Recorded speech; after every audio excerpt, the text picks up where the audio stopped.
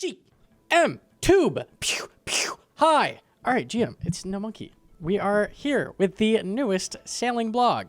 This one is all about Slayer creatures, which is very, very cool because they're adding a lot of new weapons, a lot of new gear, which is all things I am very interested in. Also, I was in the video, so go check out the blog video. That's me right there. That's me. So yeah, they added a bunch of they're adding a bunch of Slayer creatures. A lot of them are coming back from RS2, which I also have experience with. So a lot of the monsters are repeats of stuff that were in RS2, RS3. So that's kind of cool to see them reusing that kind of stuff. Before we get into it, let it be known we are extremely, extremely close to 100K subs. And my wife has some kind of fancy surprise planned for when we hit that. So hit the sub button if you haven't yet. All right, let's take a peek. Let's take a peek at what they're doing. So first of all, there's a Slayer creature called Gryphons. So you'll meet these fantastical apex predators through the Tortugan quest line. So you possibly have to do the quest. I don't know if you'll have to or not. But they attack with melee. They're weak to magic. Air spells make sense. Anything flying is air weakness. And then you can melee them.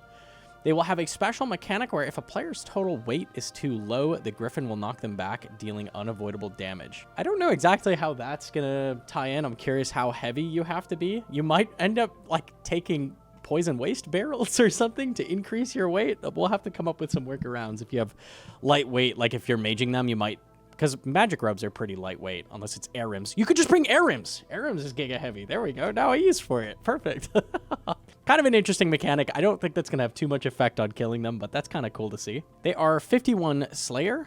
It does say it requires the quest. Okay, so you'll have to do this quest to unlock it, which is 45 sailing. And then 60 combat to get it. We have Vanaka, Kaelder, Neve, and Duradel will be assigning. I'm curious if they're going to be a good task. Maybe you can Venator bow them. This might be kind of a nerf to Slayer once you get this, but... Okay, so you're not forced to get these at all. Not going to be a nerf to Slayer. Nice. Very good to see. Curious if this will be a good task, though. Maybe it will be. Interesting with the weight requirement and stuff. Stuff like Masori is really heavy, so a lot of like endgame armors are very, very heavy. So I don't think it'll be a problem if you're a high-level player. They drop Gryphon feathers, which are tradable items used to charge a new unique item, the Horn of Plenty, which is equipped in your offhand, requires level 50 Hunter. When equipped and charged with Gryphon feathers, it provides an invisible +4 boost to your Hunter level. Not bad. I'm curious if this will work for setting traps. I don't remember if regular boosts do. Probably not. Not 100% though. If this lets you set traps early, that's kind of crazy, like an extra box trap. While the horn is equipped, it consumes a charge every 1 out of 25 Hunter catches. Additionally, you can toggle it on to give a 1 in 10 chance to double a Hunter catch. Ooh, okay. So an extra 10% chins caught. It's pretty crazy. If you successfully double a Hunter catch, it will consume an additional Gryphon feather, but this extra catch does not grant additional XP. So it's like the Rod's Blessing for fishing, where it's not extra XP, but you get a bunch more. Pretty nice for chins and stuff. That'll be pretty handy. And then, kind of like Hydra, we have a boss version that they're adding. So they're adding a new Slayer boss, which is the Shellbane Gryphon, which is is actually the lowest level, I think, Slayer boss in the game. Most Slayer bosses are decently high level, like above the 70s. So this is like one of the few lower level Slayer bosses. So that's interesting. It's just 50. Whoa, we're getting a little bit of spoilers. 51 Slayer, lowest level Slayer boss in the game. Like normal Gryphons, the Shellbane Gryphon is weak to magic, but melee will be able to defeat it. It primarily attacks with melee, but has a ranged attack it can use too. Okay, so they're expecting us to mage it. I'll definitely be messing around with this. I doubt it's going to be super crazy or anything. Curious if you'll need to bring extra weight as well. I'm assuming you're going to have to be heavy, again, just like with the normal monsters. Kind of interesting. And then we have the unique drop, which is a Gleaming Rapier. Ooh, shiny. So the Gleaming Rapier is a new tradable melee weapon requiring 65 attack to equip. It has the following stats. Blah, blah, blah, blah, blah. Okay, I went and plugged it in. Just curious. How is this thing? It is 5 tick. So the normal rapier's 4 tick. This is slow, 5 tick. So effectively, it's like a zombie axe, but stab. And it turns out it's actually really, really strong. It's almost the same as a hasta. So if we throw, this is against Baba, we can say it's only 2% worse than a hasta. Against Baba with like mid-level gear, 85 combats, that kind of thing. If we throw it against Eclipse, kind of same thing. It's 3.5% worse than hasta. So this may be an effective way to skip hasta if you don't want to go that route. It's kind of been mandatory to go kill Tormented Demons, get a Scobo, go kill Zammy, and then you get a weapon that you can go do Toa with. Now, maybe you just get 50 Slayer. Yeah, 51 Slayer and go send this boss. Might be a feasible way to, at least a different route than getting the hasta the typical way. I think both are valid options, but this is just really nice. Like, this is a thing that kind of needed to be added. Like, stab weapons for mid-level, mid-game stuff, like mid-game irons generally, There just aren't a lot of stab options. And they even mentioned that was the idea. The only mid-game option is the Dragon Sword. Dragon Sword is super rare. No one goes and gets that. So basically your options were Arcan Blade until you got Hasta, which is just like, we have a bunch of levels that aren't filled. So this is a good like mid-level weapon drop. That makes a lot of sense. And they're also adding a Gryphon pet, apparently. So that's interesting. No picture of the Gryphon pet. So unlucky, but I assume it's going to be a small version of that. Could be kind of cool. Curious if it'll be flying. I like flying pets. Flying pets are neat. I like Kriara. Kriara is a really good pet, so maybe they'll have an option for him to be flying. I'm down. Okay, and then they're adding Aquanites. So this, if you played RS3 or RS2, you're going to remember these. These are a very high-level Slayer mob. They're level 86. I'm going to be honest, back in the day, no one really killed them. They weren't really worth killing. They just dropped seeds. I'm hoping they don't just copy the drop table and they make it a little more interesting than just dropping a bunch of seeds. Maybe this could be the opportunity for you to, you know, like raids give you a ton of seeds and they just nerfed them. So maybe this is where they fill that gap where like now instead of getting seeds through raids, you go here to get like a bulk amount of seeds. I could see it. I could see it. Curious what they're going to do with it. The Aquanites will be their very own unlockable Slayer task. They have naturally high stats, but you'll be able to remove their advantages. We'll leave you to work out how. They also have superior variants, Elder Aquanites, with another unique special mechanic. We won't spoil too much. Suffice to say, they will test your ability to swap prayers consistently. Oh no! Unlike other Gryphons we talked about earlier, these creatures will be found in multi-way combat. Multi-combat's good. So that means this is probably a good task. At the very least, you'll be able to Venator Bow it, and they say they are cannonable. So this is probably going to be a good XP Venator Bow cannon task. So if you're just interested in the XP, these are probably going to be pretty solid. So a decent buff to Slayer at 86. Anything that's Venator Bowable, anything that's cannonable is good in my book and should be added to Slayer because it's really slow. It's really, really slow. So anything like this is nice. They take 86 Slayer, 73 Sailing, so not low requirements. There's going to take some stats to get to. They are assigned by Neve and Duradel. Weight of 5, so they're not super common. These are very low weight tasks. Increase the number of Aquanites assigned to 150 to 200, so it has an extend. And then it costs 80 to unlock. Adds the task to Neve Duradel Slayer list, costs 80 points. This is probably going to be worth unlocking, probably, just for the XP, considering they're multi and cannonable. I remember RS2, there were a ton of them in the cave, like 20. So hopefully they do something similar where there is a lot of them, and you'll be able to hit a ton at once. They drop a very interesting item, the Aquanite Hopper. So Aquanites have a chance of dropping an Aquanite Tendon, which can be combined with a Mithril Bar to create an Aquanite Hopper. This is a ranged offhand that provides a 10% chance for crossbows to fire twice instead of once. The second bolt will have 67% reduced damage, accuracy, and enchanted bolt chance. So the wording on this is, to me, if I read it exactly as it's spelled out, that says the second bolt is 33% damage, bolt chance, accuracy. It could also be worded kind of badly and be 67% damage, accuracy, and bolt chance. I don't know. Is it reduced to this percentage or is it reduced by this percentage? I'd like some clarification on that. Based on their wording where they say here, it won't replace the Twisted Buckler as the existing best in slot ranged option at the top end, I'm assuming it's going to be 33%. 10% of the time you're going to shoot a second shot, which gives you a 33% chance, or which gives you a 33% damage and accuracy shot with a 33% of your total bolt chance. So an extra 2% chance at a ruby. And I'm assuming that ruby's still going to do the full damage. If that's also reduced, this is probably really garbage. It's either pretty good or pretty garbage, depending on the wording and how it's implemented. But this is interesting. It's basically like a gap filler between Buckler, which was really needed. There's just... On an iron, there's just no way to get like ranged offhands. They're so difficult to get your hands on. You've got the thing in the wilderness. You've got the buckler. They added the antler guard, which you could go grab, but that's not really that great. This is a decent addition, assuming it is the power that they say it is. Plus 12 ranged attack. Buckler, I think, is 18. And then 1 range strength bonus where buckler is 10. So it is a lot weaker stats-wise, but it's got that chance to fire an extra shot. Curious how strong this ends up being. This is really hard to calc. I can't just throw this in, so I don't know exactly what this is going to look like. And I don't know the exact damage it's going to do based on the wording of the blog. So curious how strong this is going to be. I assume at least it'll be decent gap filler between Buckler. Okay, they're also adding lava Strykewyrms. I have concerns. I'm curious about the way they implement these. These are from RS2. Lava Strykewyrms used to be the thing that dropped the tertiary to aggression potions, I think. They're ashes. And then they also gave really good prayer XP. They're not really doing that. They're 62 Slayer, so they're much, much lower Slayer level. I think they were 90-something in RS2. So they're a very different monster. Strykewyrms, in the old game, were little mounds of dirt that would go around. You'd go up to it, you'd step on it. There'd be like a 5 to 6 tick animation where it would come out of the ground, and then you could attack it. I'm hoping that you just attack it. And we skip that because they were really annoying to kill. Curious how they implement these. I would like it to be that you just... They can be a mound of dirt, I don't care, and then pop out. Just let me attack them instantly to do damage. That would be key. Lava Strykewyrms are included under Worm tasks. They are relentless and can attack with melee or range. Some of your magic can weaken them, but other spells may only make them stronger. Water spells, or they have some kind of weird other mechanic going on where you use the correct spell on them? I don't know. Even more terrifying is their superior version, the Magma Strykewyrm. This ferocious beast can burrow underground, so you must be prepared to move quickly if you want to survive. Okay, they're 62 Slayer, 60 Sailing, 70 Combat. Not super high requirements, more mid-level. They are assigned by Kael'dir, Neve, and Durdel. And very low weight again, extremely low from Durdel, only 4. You're barely going to see these. Worm Regards increases the number of worms assigned to 200 to 250, cost 100 points. Okay. There's no mention of them being multi or anything like that. And the fact that like, just the way they worked in the old game, like...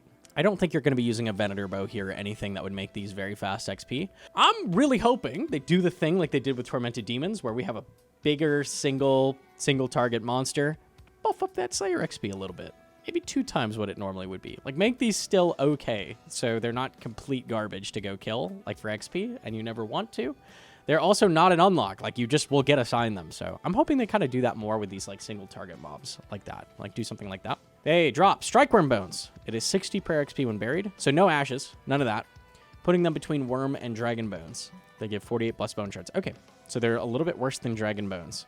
They also drop dragon sheets, which is used in sailing. I'm sure that'll be a useful thing when sailing comes out. We don't really know how that's exactly going to be used right now though. Yeah, nothing too crazy with the drops. They just are going to drop bones. Hopefully they have some decent, like a regular drop table. There's no unique drop really besides these dragon sheets. Who knows how useful that is. They don't mention cannon like they did with Aquanite. They don't mention multi at all. So I'm assuming these are single target. I'm hoping they're still okay Slayer XP. I'm really hoping. Anything that's added to Slayer that is bad Slayer XP just makes it even slower, which sucks. I'm hoping they don't do that. And then an old favorite, the Frost Dragons. Everybody did Frost Dragons back in the day. Frost Dragons were the best prayer XP back in the day. So now they are adding them through sailing. Frost Dragons can be fought outside of Slayer tasks, but you can also get them as a Slayer task. Frost Dragons won't need to be unlocked with Slayer points, but are low-weighted tasks with low quantities added to higher-level Slayer Masters. They attack with melee and Dragonfire.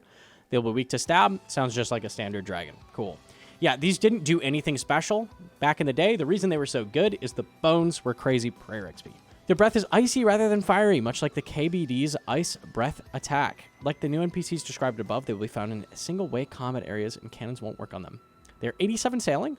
Very, very, very high sailing requirement. That's crazy high. I think that's the highest requirement we've seen anything laid out for. That's wild. Take 85 combat. They are assigned in quantities 30 to 40 from Neve, 20 to 30 from Durdel, and a very low weight. Again, like you're not going to see these very often. They're similar to getting a Rune Dragon's task. Very, very low weight. Their unique drops are Frost Dragon Bones, but they give 100 prayer XP when buried, putting them between Lava Dragon Bones and Hydra Bones. So these are not like the new way you train prayer. They're not better than Vorkath Bones. They're not crazy, but I could see it. I could see a world where these are very quick to kill because back in RS2, they had really low health. You could kill them super fast.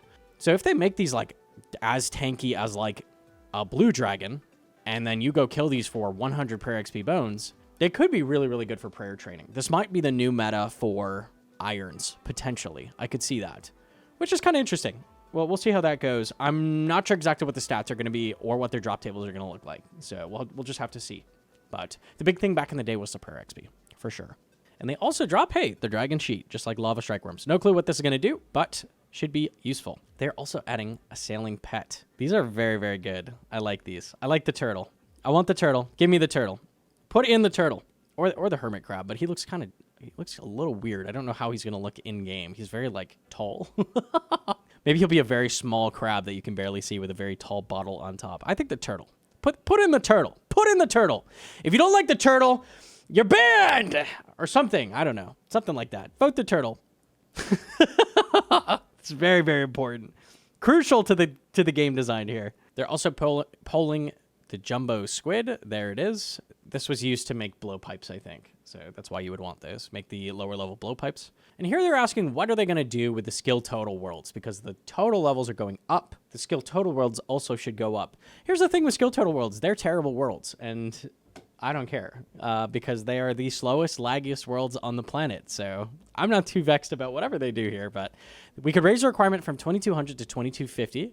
We could introduce a new skill total world. Add a new tier above 2200, such as 2350. I don't care. I'm not using it either way. So unless suddenly the 2350 world is like good and not trash, then maybe I would use that. But I like having people around. Usually having less people in a world is good, but for some reason with the total worlds, they are really, really slow. So not sure why, but they're also proposing adding 100 bank spaces for all members at no cost with sailing. Very, very good. They're adding a billion different items for sailing, so we need that space. That makes sense. And then an extra 10 spaces per bank space unlock, which is really nice as well. So if you bought bank spaces, you're getting even more. So max bank space will grow by plus 190 spaces in total. Very appropriate. Very appropriate because sailing is adding so many different items. So mainly all the potions and different like fish and stuff you're collecting. Like there's a lot of that. And I'm sure you're going to be storing like stuff for your ship, like a bunch of different component stuff. So yeah, I think at the very least 100 spaces is valid. That's good. I'll take that. They're adding some kind of untradeable medallion that lets you breathe underwater. I assume this is going to be useful in sailing. It doesn't really matter because we have the diving gear. So I don't see how important that's going to be. They talk about the anti-bleed tonic again. They're renaming this hemostatic dressing, which sounds way cooler. Very nice. And they're changing the way you make it slightly. This is just going to cure bleed when you use it, like at Vardorvis. And I'm sure they're going to add more things that have bleed. I think the custodian stalkers also have a bleed. So that's what it's going to do for that. Kind of cool. And then max cape clarification. They're saying, when sailing launches, you will still own your max cape. However, it won't be equipable until you've remaxed. If you're wearing it when you next log in, it will be unequipped automatically, similar to how the quest cape works when you no longer meet its requirements. And if you own a cosmetic variant, all Inferno Cape buyers rejoice. You will be able to dismantle it. Doing so will return both the base max cape and the item it was combined with to your inventory. If you bought that cape and you're terrified to get back in there because, God, I'll have to swipe that credit card again, no worries. You'll still have your cape. You're still good. Very free, very free, very free. They do some talk about the stress testing they did, like what they're going to do with the launch and make sure the game isn't laggy. I'm glad they're worried about that. And then at the bottom, they have a survey for feedback, which is always good to see. Honestly, I think this is good for Slayer. I like that Aquanites are probably going to be a high XP task. I'm hoping that they buff the XP on things that are single target, like stuff like the lava Strykewyrms, so they're not just a thing that clog up the Slayer unlocks even further that you don't want to ever kill. Hopefully that these are still going to be decent. A lot of the additions are solid. I think we really needed a stab option for mid game. Like if you're an Iron Man, you know it's either like everybody's been using zombie axe on Eclipse instead of using a stab weapon, even though Eclipse is weak to stab because there's just no stab weapons. So the thing has always been use a zombie axe basically everywhere and then don't do anything that requires a stab weapon until you go get that hasta. So it's nice to have a different option that's not go get a hasta for once. Because anytime someone asks me, how do I get into Tawa? It's like, go kill Tormented Demons, go kill Zammy. This is very needed. And this crossbow offhand, I'm not sure exactly how powerful it's going to be, but it sounds like a good addition to the game. Range needs some more offhands. Like this sounds pretty solid. And generally the Slayer mobs sound cool. I like killing a new Slayer boss. Hopefully that's actually interesting. A lot of the additions sound really, really cool. One of the things I'd like to see, I know everybody's starting at level 1. Everybody's going to be low level for a long time. Like I get it. I would like to see maybe 1 or 2 higher level pieces of content. I think the highest level sailing thing we're seeing is Frost Dragons. I'd like to see some more stuff. I think it was on Reddit or something. Actually, I think it was a game jam.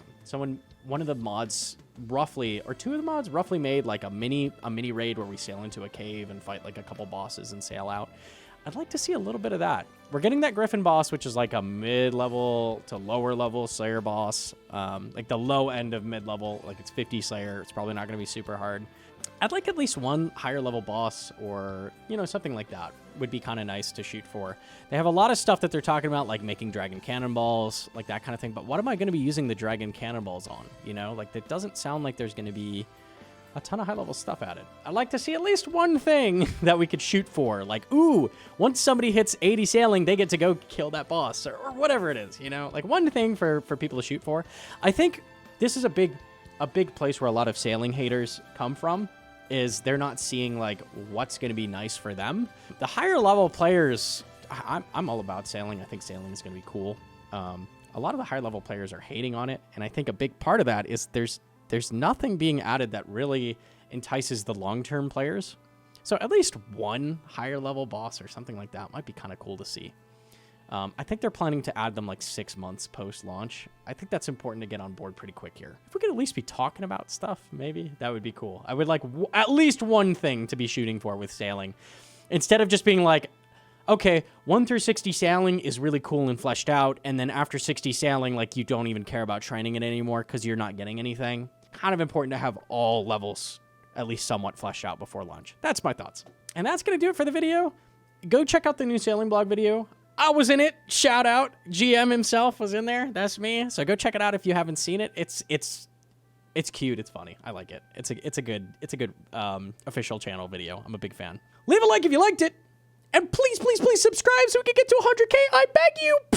Bye. Mwah!